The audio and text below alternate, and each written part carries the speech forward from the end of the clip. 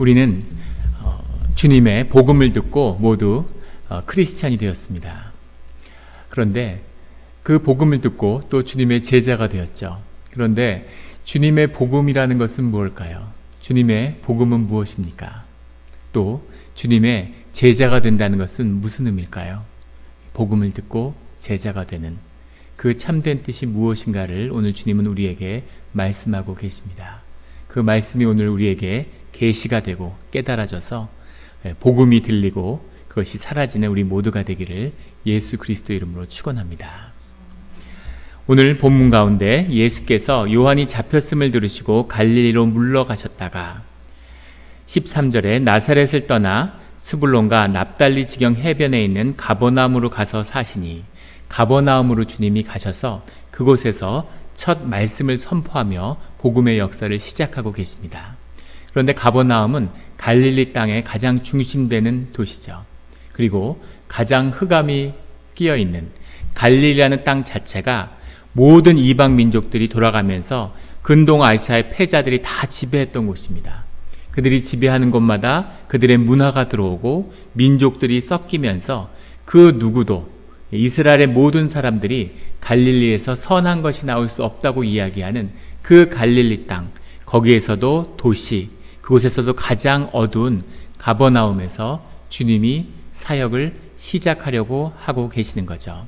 주님이 거기서 말씀을 선포하게 되시는데, 그런데 그 왜 가버나움이었을까?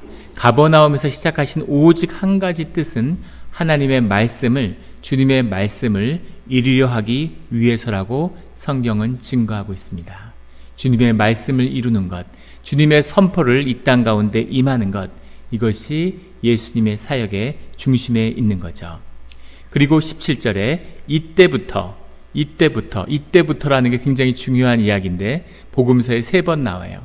이때부터 하면 주님의 사역의 방향이 바뀌는 겁니다. 그런데 이때부터 예수께서 비로소 전파하여 이르시되 회개하라 천국이 가까이 왔느니라 하시더라. 이때부터 왜 이때였을까? 이때에 이르러서 주님이 바로 우리가 이야기하는 공생애라고 하는 제자들과 함께하며 주님의 복음이 선포되는 그 공생애가 시작되는 거죠. 이때는 바로 주님이 공생애 전생애의 마지막 끝이었던 성부, 성자, 성령이 하나되는 성령이 임해서 그것과 하나가 되는 역사가 이루어졌죠. 그 다음에 40일의 광야의 금식과 마귀의 시험이 있었습니다. 이 두 가지가 있은 이때부터 주님이 복음을 선포하기 시작하시는 거죠. 이 복음의 위력이라는 것은 막강했습니다.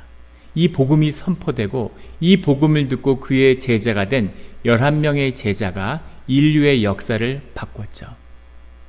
그 제자들이 가는 곳마다 복음이 선포되고 그곳에 교회의 역사가 이루어졌습니다.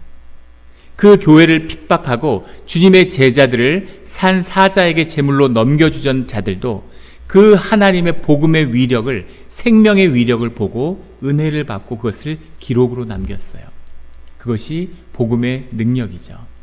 그런데 왜 복음이 오늘날에는 위력이 없을까요? 왜 복음이 있는데 전도가 이루어지지 않을까요?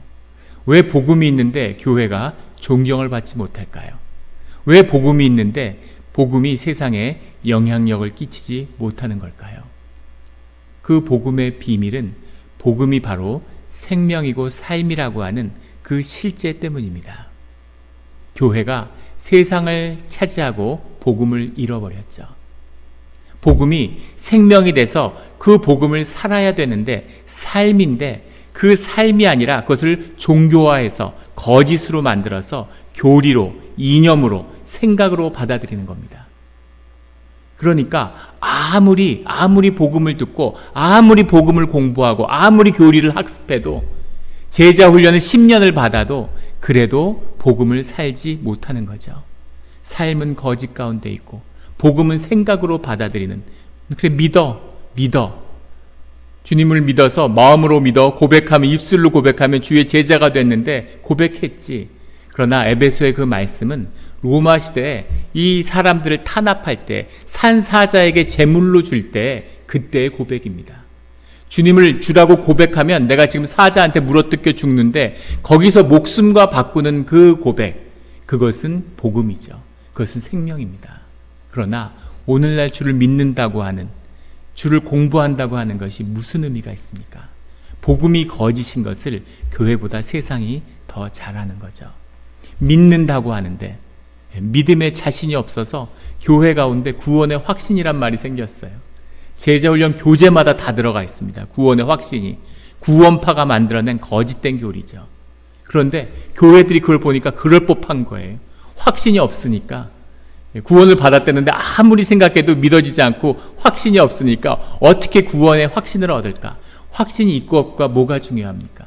부부가 같이 살고 있는데 그런 분 보셨어요? 지금 다 결혼하신 분들이니까 부부가 사는데 같이 살고 있는데 우리가 부부일까 하는 확신이 없는 분이 있습니까?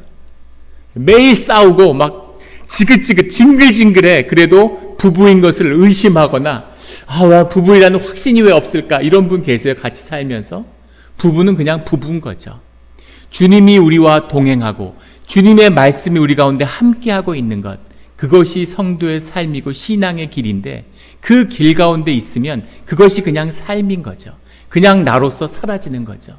주님의 사랑으로 받아들여진 이 존귀한 나로 그냥 사는 것, 이것이 생명이고 신앙의 길입니다.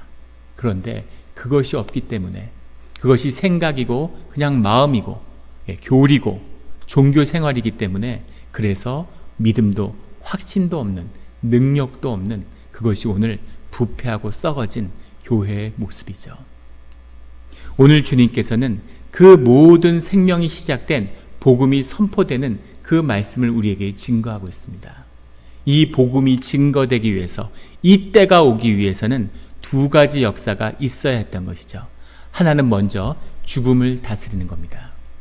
주님이 함께하고 하나님과 함께한 그 삶의 자리 가운데 제일 먼저 도전으로 온 것은 그 금식으로 마주하게 되는 죽음의 위협이었던 거죠.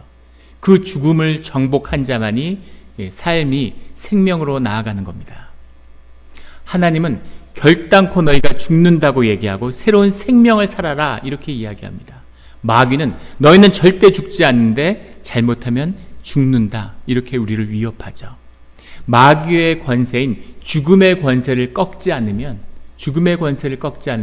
생명을 살 수 없는 거죠. 죽음의 권세에 묶여 있으면 계속 죽음을 사는 겁니다. 마귀는 너희가 잘못하면 죽는다, 생존으로 우리를 위협합니다.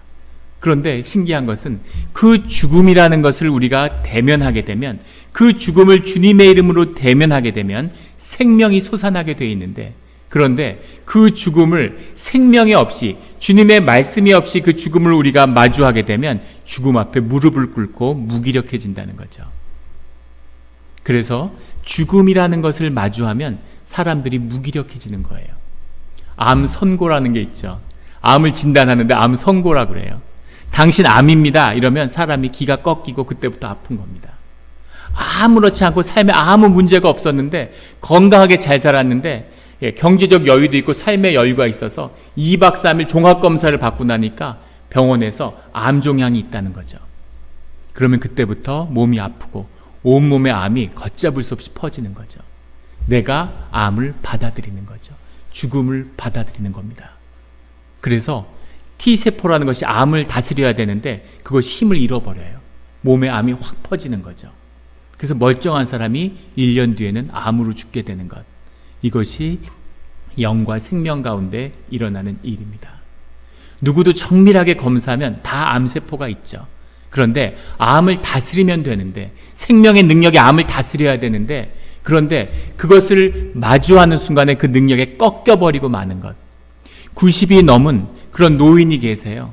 그런데 폐 이상이 있어서 병원에서 오래 못 산다고 그랬다는 거예요. 그것 때문에 너무 낙심이 돼가지고 힘들어 하시는 분을 만난 적이 있습니다. 90이 넘으셨어요. 그런데 오래 못 산다는 얘기를 듣고 폐가 안 좋아서, 그래서 이분이 낙심을 해가지고 계속 힘들어하고 무기력해하고 집에서 힘들어하고 계시는 겁니다. 폐가 건강하고 20대처럼 건강한 폐가 있으면 그분이 얼마나 더 사시겠습니까? 어차피 다 죽는 거죠. 그런데 우리의 무의식은 죽음을 거부하고 살게 만들어요. 마치 영원히 사는 것처럼 영원히 사는 것처럼 그렇게 자기를 자꾸 속이고 싶은 그런 마음 속에 살고 있는 거죠. 실제는 죽는데, 그런데 그 죽음이라는 것을 우리가 죽는다는 걸 인식하는 순간 삶이 꺼져버리는 거죠. 이것이 우리의 진실입니다.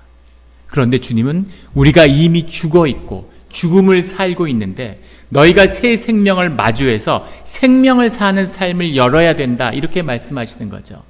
죽음의 권세를 꺾고 삶을 마주해라. 네가 새 생명을 살면 그 생명은 죽지 않는 것, 육신을 벗던 벗지 않던 그 생명을 영원히 사는 것이라고 우리에게 말씀하고 계시는 거죠.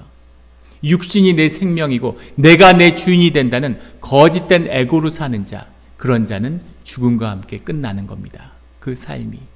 그러나 새 생명으로 주님이 주시는 말씀으로 사는 자는 그 영원한 생명을 삶으로 누리게 되는 거죠. 그 생명을 누리는 우리 모두가 되기를 주의 이름으로 축원합니다. 죽음의 문제를 다룬 예수님이 광야에서 또 하나 중요한 인간의 문제, 죄의 문제를 마주하셨죠. 이것이 사탄의 시험입니다. 사단의 시험의 본질은 죄에 있는 거예요.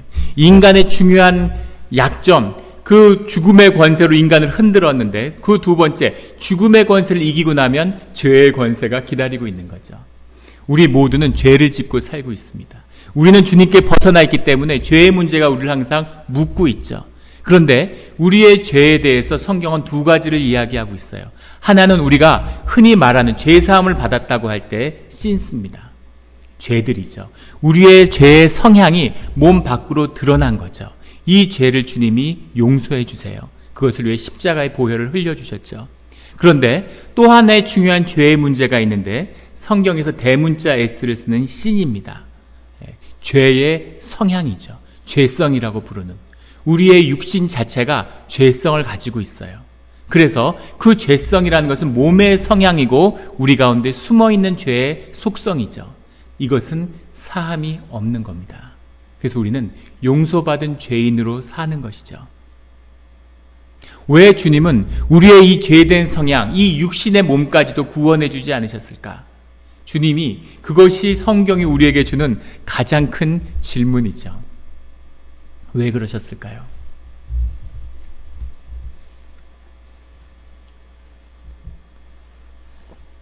주님의 뜻은 우리가 죄의 성향을 우리가 다스릴 때 하나님과 하나가 돼서 성령의 능력으로 우리의 삶 가운데 있는 죄성을 다스릴 때 우리의 삶에 아름다운 가치가 생겨나는 거죠. 그 가치를 창출하고 너희의 삶을 아름답게 만들라고 우리를 초청하고 계시는 겁니다. 이 죄의 문제, 창세기 4장 7절에 보면 중요한 하나님의 말씀이 나오죠. 가인이 아벨을 죽이고 그리고 에덴 동산에 쫓겨날 때 주님이 뭐라고 말씀하시냐면 그 유명한 아타 팀솔 보라고 하는 너의 죄를 다스려라, 이렇게 이야기합니다. 죄를 다스려라. 더 정확히 얘기하면 as for you, you rule over it, you may rule over it입니다. 내가 너로서 그 죄를 다스릴 수 있었다. 이게 정확한 뜻이죠. 이 뜻이 무엇일까요? 에덴의 동산에서 죄로 인해서 이제 에덴 동산에 살 수 없고 육신의 죄성을 걸머지고 살아야 하는 이 사람에게, 그 사람에게 주어진 주님의 마지막 말씀이죠. 이것을 기독교의 한 흐름은 그것을 율법과 계율로 받아들입니다. 명령인 거죠. 죄를 다스려라 하는 명령으로 받아들이는 사람도 있고, 또 어떤 사람들은 그것이 하나님이 주시는 예정의 표현이다, 이렇게 받아들이는 사람도 많이 있습니다. 예정설인 거죠. 주님이 그 죄성을 앞으로 다스려 주실 것이다. 그것을 다스려 주는 날이 온다. 주님이 그렇게 하실 것이라고 하는 약속으로 받는 겁니다. 그런데 또 다른 중요한 흐름이 그 안에서 나왔는데, 그것은 인간이 자유의지를 갖고 있어서 그 죄를 다스릴 수도 있고 다스리지 않을 수도 있다고 하는 그런 흐름으로 받아들이는 거죠. 그것을 대표하는 것이 세상의 이념인 자유주의입니다. 자유주의에서는 인간이 주인이 되는 거죠. 가인이 주인공이 되는 거죠. 그것을 대표하는 문학작품이 존 스타인백의 이스트 오브 에덴이라고 하는, 에덴의 동쪽이라는 작품입니다. 그 배경이 살리나스예요. 살리나스에서 일어나는 노벨 문학상을 받고 미국의 현대 문학을 상징하는 근대 자유주의 사상의 바이블과도 같은 책이죠. 그 이스트 오브 에덴에 그걸 예전에는 몰랐어요.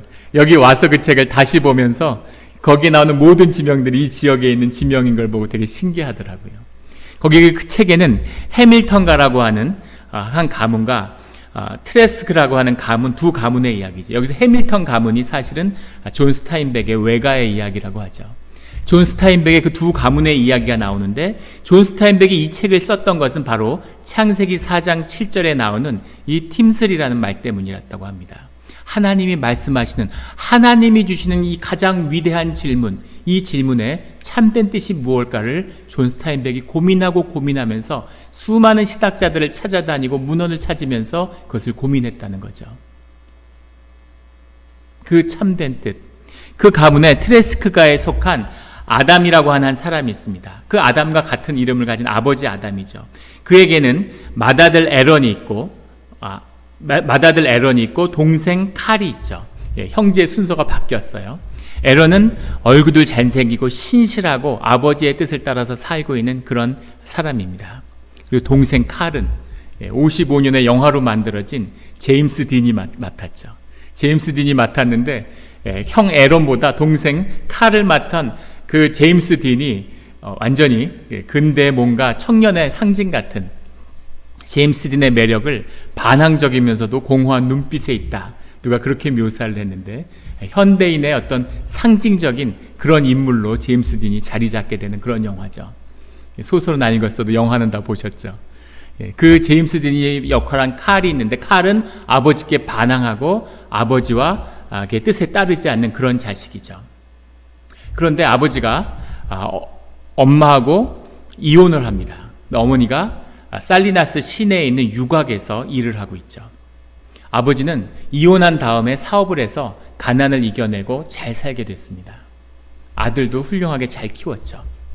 그런데 그 아들 칼이 형에게 그 어머니의 이야기를 들려주죠. 그러니까 형이 굉장한 충격을 받습니다.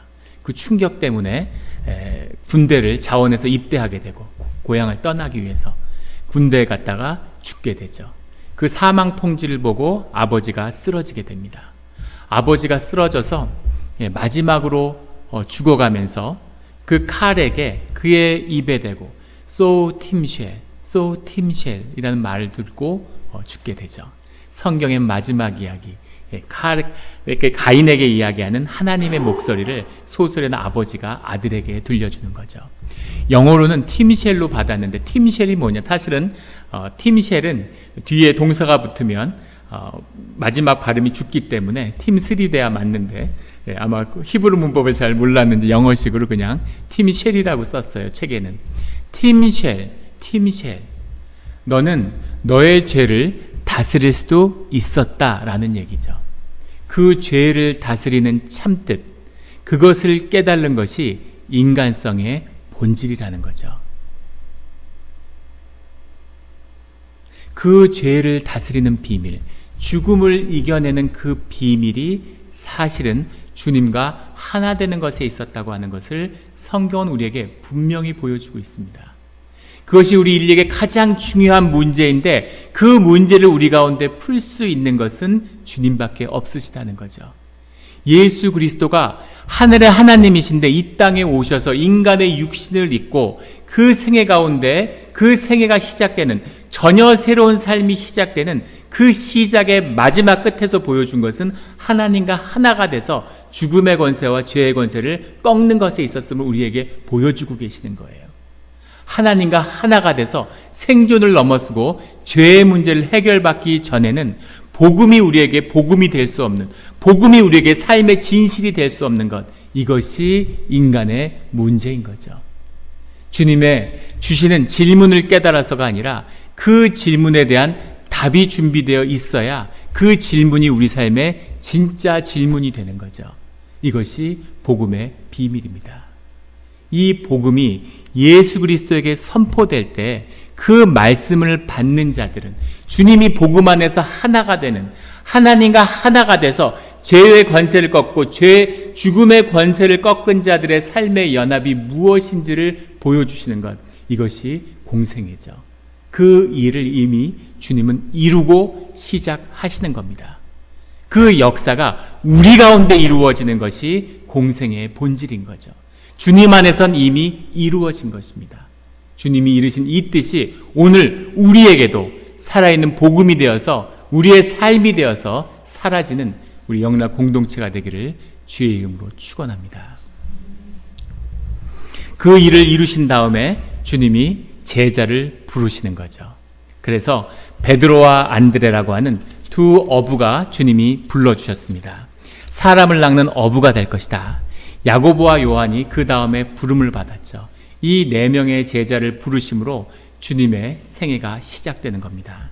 우리가 주님의 부르심을 받아서 주의 제자가 되었죠. 주님이 부르시는 우리 생명의 역사, 하나님이 함께 하셔서 생명을 사는 역사가 너희 가운데 있어야 한다는 거죠. 생명을 산다는 건 도대체 무슨 얘기일까요? 주님의 복음을 받았는데 복음을 살아서 생명이 누려지는 역사라는 것은 도대체 뭡니까? 어떻게 죽음의 권세를 이기는 삶을 살까요? 그 삶에 대한 도전이 우리에게 주어져 있는 것이죠.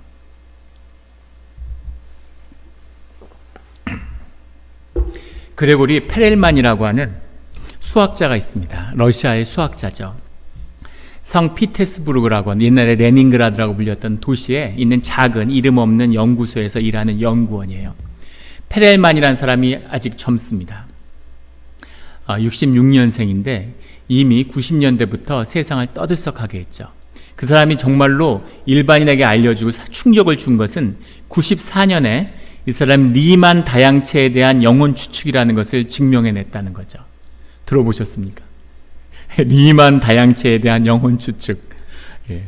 무슨 말인지 찾아봐도 도저히 이해할 수 없는 그런 이야기죠. 근데 어쨌든 이것을, 이 놀라운 난제를 이분이 수학적으로 증명해낸 겁니다.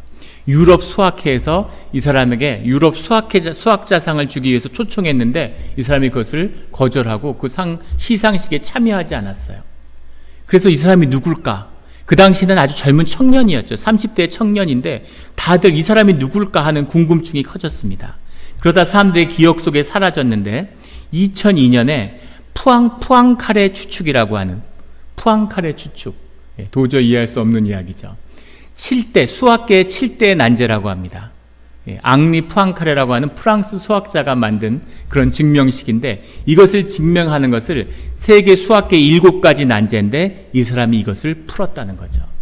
이것을 풀어내서 세계가 충격을 받고 밀레니엄 과제라고 해서 이 7가지를 푸는 것을 과학의 최대의 과제로 삼았는데 수학의 모든 과거의 기초니까 과학에. 근데 이 사람이 이것을 푼 겁니다. 그래서 밀레니엄 상이라는 것을 미국에서 만들었었는데 미국의 여러 재단들이 협력해서 세계 과학재단이 이 사람한테 밀레니엄 상을 주고 100만 불의 상금을 주기로 했는데 이 사람이 그것을 거절하고 오지 않았어요.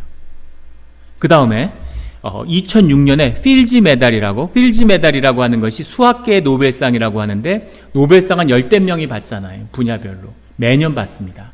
필지 메달은 4년에 한 번씩 주어진다고 그래요. 이 어려운 상을 과학자로서 최고의 영예라고 하는 이 필지상을 이 사람이 거절했습니다. 그 다음에 러시아 과학 아카데미에서 이 사람을 정회원으로 추대하려고 했는데 이것도 거절했어요.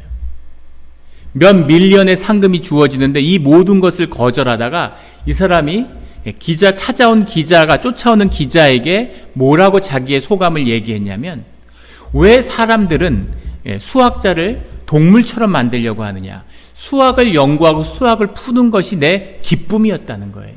그 기쁨을 살고 있는데 왜 그것을 돈으로 바꾸려고 하고 돈의 가치로 만들고 사람들 앞에 전시해서 웃음거리로 만들려고 하는지 자기는 도저히 이해할 수가 없다고. 자기는 수학을 푸는 그 기쁨이 좋아서 할 뿐이다. 자기 어머니를 모시고 어머니의 연금으로 사는 조그만 아파트에서 같이 살고 있는 청년의 고백입니다. 아무도 별로 놀라질 않으시는군요. 1990년대 러시아에서 100만 불은 지금 미국에 한 5천만 불 정도 되는 가치라고 그래요. 5천만 불 준다는데 거절하실 수 있겠습니까? 지금?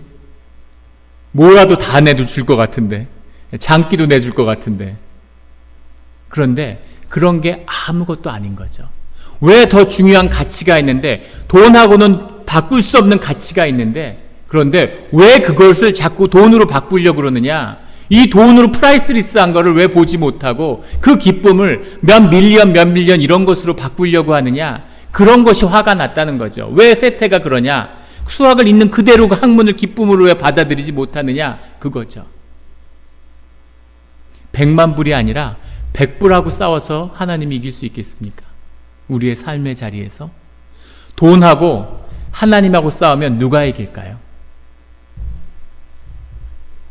정직하게 한번 손 한번 들어볼까요? 눈 감고. 구원에 확신이 있느냐고 할 때처럼 돈하고 하나님하고 싸우면 누가 이깁니까? 누가 이기나요? 대답을 못 하시네요. 하나님이 이기죠. 그런데 우리 마음 가운데서 싸우면 하나님이 이기나요? 돈이 이기나요? 하나님이 100불을 이기지 못합니다. 왜 그럴까요? 왜 그럴까요? 하나님의 권세가 우리의 마음 가운데서는 나타나지 않는 거죠. 왜 나타나지 않을까요? 하나님의 통치가 우리 마음 가운데 임하지 않기 때문이죠. 그것은 우리가 아직 하나님 나라의 백성이 아니라는 겁니다. 그것은 하나님의 자녀로 살고 있지 않다는 증거죠. 우리가 크리스찬이고 우리가 복음의 자녀고 우리가 구원받았습니까? 하나님의 생명을 살지 못하는데, 하나님의 나라가 임하지 않는데, 이것이 복음과 생명의 비밀인 겁니다. 박영돈이라고 하는 분이 계세요. 한학을 하는 분들은, 동양학을 하는 사람들은 한 번쯤 들어본 이름입니다. 아마 여기서는 못 들어본 분들이 대부분이시겠죠. 이분은 2007년에 대통령 표창을 받은 것으로 세상에 이름이 드러나게 됐는데, 대통령 표창 때문에 이분이 세상에 알려졌지만 사실은 이분 때문에 대통령 표창이 올라가고 이름을 얻게 됐다는 것이 그 내용일 겁니다. 이분이 2007년에 무슨 업적을 국가로부터 인정받았냐면 아주 특이한 사건이었어요. 대한민국에 이런 분이 있다는 게 늘 자랑스럽습니다.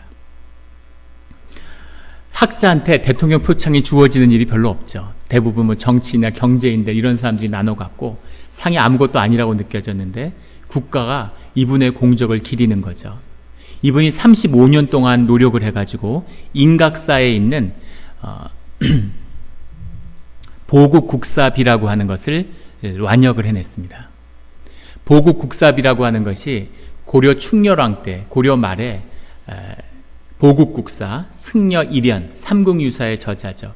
일연 스님이 이 보국국사라는 호칭을 가지고 있는데, 이 인각사에서 삼국유사를 집필했는데, 이 절에서 이 일연 스님의 일생을 그 비에다가 기록해서 세워놓은 비입니다.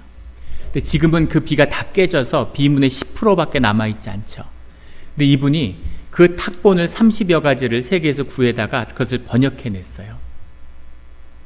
이 보각국사비라는 것의 가치가 얼마나 뛰어난 것이냐면은, 이 민지라고 하는 당대 최고의 사람이 문장을 지었는데, 그 문장보다 그 글자를 이 아시아의 그 글자체 중에서 최고로 여겨지는 왕이지라고 하는 중국의 왕이지체로 쓰여졌습니다.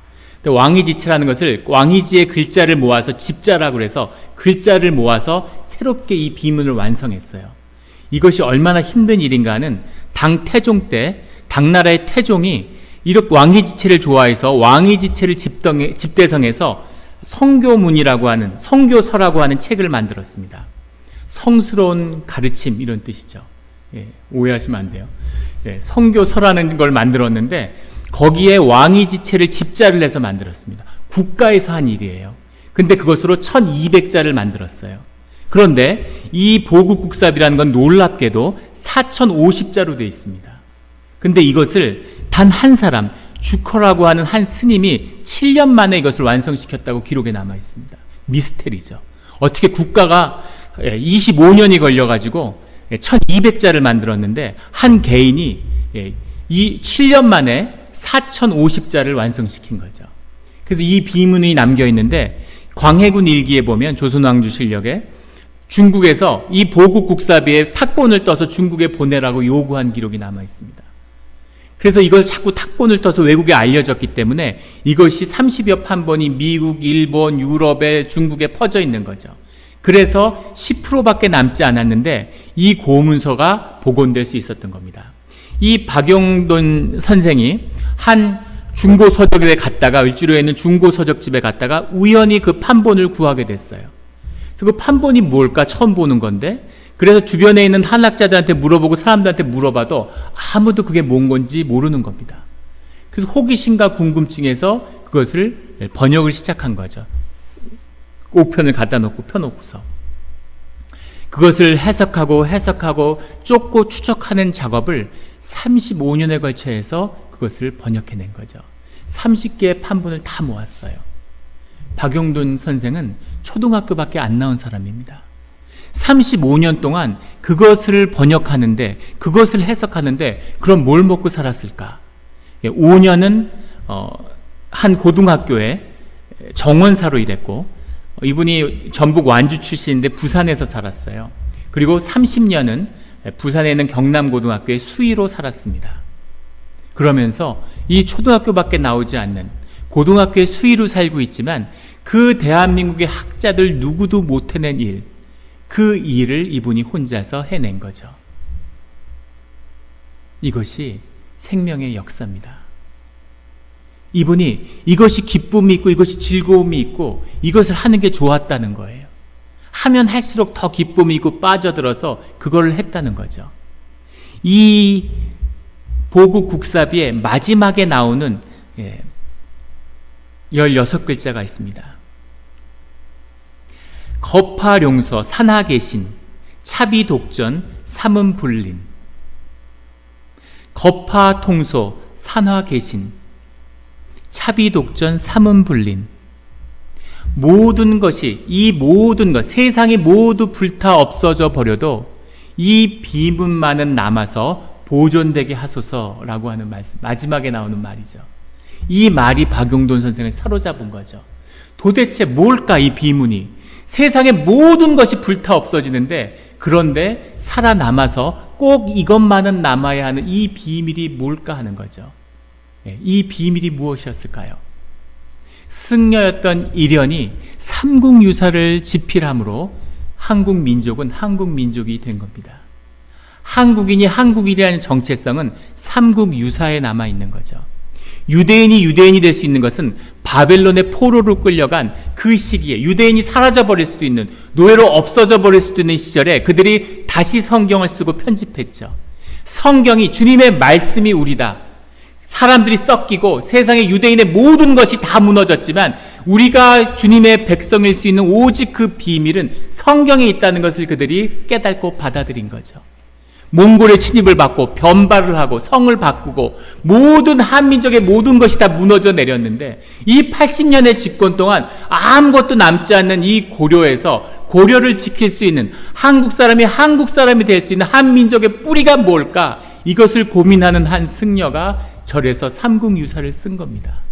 이것이 한국의 역사고 이것이 한국인의 정체성이 된 거죠. 5권 2편으로 되어 있는 책인데, 우리는 역사책으로만 이해하지만 사실 대부분의 이야기는 전부 승려들의 이야기와 불교의 가르침에 대한 이야기예요. 스님이니까 당연했겠죠. 그런데 그 모든 가르침 가운데 일현이 남기고자 한 뜻이 무엇이었는가를 박용돈 선생은 이렇게 고백하는 겁니다. 삼국유사에 남겨진 그 정신의 비밀은 무엇이냐면, 한 임신한 여인이 겨울에 길에서 떨고 있는 거죠. 그 당시에 지배 종교고 종교인들이 다 누리는 게 많잖아요. 그 세상에서 좋은 옷을 입고 지나가다가 그 배고픔에 굶주림에 떨고 있는, 추위에 떨고 있는 그 가난한 여인을 보고 중이 그 옷을 다 벗어서, 자기 있는 적삼옷을 다 벗어서 그 여인한테 주고 벌거벗고 절로 돌아오는 이야기가 있습니다. 그 이야기가 일현이 남기고 싶었던 그 삼국유사의 정신이라는 거죠. 8만 대장경을 새기고 우리의 힘으로는 몽골을 이길 수 없지만 불교의 공력으로 이것을 이겨냈으면 하고 8만 대장경을 새기고 있지만, 그 8만 4천 권의 교리에 담겨 있는 것이 아니라 그 불쌍하고 가난한 여인을 위해서 옷을 다 벗어주는 그 마음, 그 한마음을 지키는 것이 한민족이 살아남고 한민족으로 살아남을 수 있는 비밀이다. 이것을 절대로 잊어버리지 말아라. 세상이 다 불타고 저리 다 불타도 이 마음만, 이 한마음만 지키면 한국인은 한국인으로 살아남는다 하는 것이 삼국유사의 비밀이었다는 거죠. 이것이 이련히 일생을 바쳐서, 박용돈 선생이 일생을 바쳐서 찾은 삶의 비밀이죠. 그 가치, 그 의미를 어떻게 살 수 있을까? 이것이 도전입니다. 제가 신학교에 있을 때 한 미국 학생이 그런 얘기를 해요. 자기가 어떤 민족으로 태어날 수 있는 걸 고를 수 있었다면, 다시 태어날 수 있으면 자기는 한국 사람으로 태어나고 싶대. 한국 사람들끼리 모여서 서로 밥해주고 반찬하면 옮겨주고 막 거기서 너무 막 재밌게 해서 같이 밥 먹고 이런 걸 보니까 너무너무 부러운 거죠. 같이 어울리고 이래도 한국 사람이 아니니까 나눌 수가 없잖아요. 한국 사람은 어떻게 이럴 수가 있냐고, 특별한 뭔가가 있다는 거죠. 제가 시카고에서 만났던 한 2세 자매예요. 대학생 자매인데 그 자매가 저한테 이렇게 얘기하는 겁니다. 한국에 꼭 한번 가보고 싶다는 거예요. 한국 사람들이 모인 교회가 이렇게 아름답고 이렇게 정이 많고 서로 도와주고 사랑이 넘치는데, 그런데 한국 사람들이 모여서 만든 나라는 대한민국은 어떤 나라겠냐는 거죠. 한국에 한번 꼭 가보고 싶다고 이렇게 얘기를 하더라고요. 한국은 어떤 나라입니까? 그 한마음이 살아서 좋은 나라가 됐나요? 최근에 제가 2가지 동영상을 보고 큰 충격을 받았는데, 하나는 법원 앞에 운집한 군중 집회였습니다. 그걸 보는데 정말 비참한 마음이 들었어요. 수천 명의 사람이 모여가지고 30여 가지의 죄로 기소된 파렴치한 피의자를 무슨 정의의 사도같이 막 떠받드는 그런 집회입니다. 푸른 장미를 들고 눈물을 흘리면서 그 사람이 핍박을 받고 있고 음모의 희생자인 것처럼 그렇게 울부짖더라고요. 보다 보니까 처음엔 슬펐는데 나중에는 웃음이 나오고, 이건 비극이 아니라 희극이라고 해야 되지 않을까, 이런 생각이 들었어요. 또 하나 비극적인 집회를 봤는데, 세계 최대의 종교 집회라고 현존하는, 그렇게 소개됐습니다. 오늘날 미국의 주요 신학교들이 다 문을 닫고 있습니다. 이 베이 지역에 가장 오래되고 유서 깊은 장로교 신학교와 침례교 신학교가 문을 닫았죠. 아무도 신학교를 안 오는 거예요. 목회자이기를 원하지 않는 겁니다. 학생이 아주 근사한 건물들 짓고 시설들도 좋은데 학생이 1년에 2명, 3명 오는데 학교가 어떻게 견디겠습니까? 아무리 교단 신학교라도 학교를 유지할 수가 없는 거죠. 줄이고 팔고 하다가 그런 유서 깊은 신학교들이 미국 내에서 다 사라져가고 있습니다. 그런데 한국에서 10만 3천 명이 신학교를 졸업하는 거예요. 졸업식입니다. 신천지 예수학교라고 하는 신천지의 신학교예요. 10만 3천 명이 똑같은 졸업식 가운을 입었는데 나치의 뉴렌베르그 당대회를 보는 것처럼 그 자체만으로 압도적이고 정말 장엄하더라고요. 10만 3천 명이 광장에 똑같은 옷을 입고서 서 있는데 그들이 이만희가 살아있는 하나님이라고 고백하는 거죠. 그 사람들이 나쁜 사람이겠습니까? 광장에 몰려다니는 사람들이 무슨 문제가 있는 사람들이겠습니까? 생존으로는 삶이 채워지지 않는, 무언가 가치 있고 무언가 아름다운 삶을 살고 싶어하는 하나님의 형상으로 만들어진 인간의 본질인 거죠. 본성입니다. 그런데 그 길을 찾지 못하는 거죠. 세상의 모든 것이 불타도 이것만 지키면, 이 가치 있는 삶을 살아야 된다는 이 아름다운 이야기만 지키면 될 텐데 그것을 어떻게 인간이 지킬 수 있냐는 거죠. 지킬 수 없다는 것이 삶의 진실인 겁니다. 그 진실의 길이, 그 아름답게 죄성을 다스리고 죽음을 넘어서서 우리의 삶을 가치 있고 아름답게 살아갈 수 있는 그 유일한 길이 예수 그리스도였음을 주님은 오늘 그의 삶을 통해서 우리에게 말씀하고 보여주신 것이죠. 그 주님의 초청을 받은 제자들이 오늘 말씀에 나오는 22절에 그들이 곧 배와 아버지를 버려두고 예수를 따르니라. 배를 버리는 것도 우리는 할 수 없어요. 배를 어떻게 버립니까? 배 타고 간다 그래도 갈까 말까인데 배를 버렸는데 아버지를 버렸다는 거죠.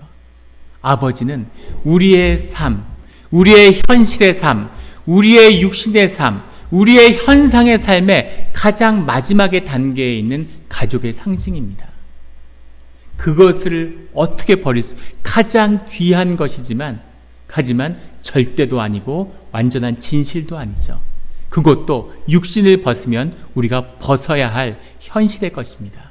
그런데 살아있는 자들이, 청년들이 그 주님의 초청을 받고 그 모든 것을 벗고 예수 그리스도를 따랐다는 거죠. 이것이 생명이기 때문입니다.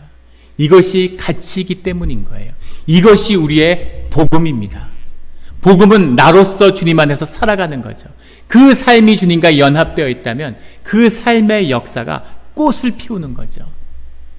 학위를 받고 무슨 세상에 없는 박사를 받고 국가에서 뭘 지원하고 프로젝트를 하고 온갖 짓을 해도 못하는 것을 한 개인이 아침 낮에는 수일을 하고 밤에 가서 혼자서 즐거움과 재미로 그 일을 해서 이뤄낼 수 있는 것, 이것이 생명의 능력인 거죠. 이 능력이 그것보다 말할 수 없는 능력으로, 더한 삶의 능력으로 표현되는 것이 이 사도들과 초대 공동체의 역사였음을 역사가, 성경이 증거하고 있는 것이죠. 이것을 위해 우리가 부름받은 것입니다. 우리가 주님의 제자로 부름받은 것이에요. 우리가 주님의 제자로, 자녀로 부름받았습니다. 아멘. 주의 생명의 길이, 복음의 길이 우리 공동체 가운데 열리기를 예수 그리스도 이름으로 축원합니다. 기도드리겠습니다. 하나님 아버지, 감사합니다. 주님이 우리에게 생명의 길을 열어주셨는데, 복음을 주시고 생명을 사는 길을 열어주셨는데, 우리가 마귀에게 속아서, 종교에 속아서 교리를 따르고 예수를 믿는다고 생각하면서 늘 의심하고 거짓 가운데 세상의 종로로 타고 살았습니다.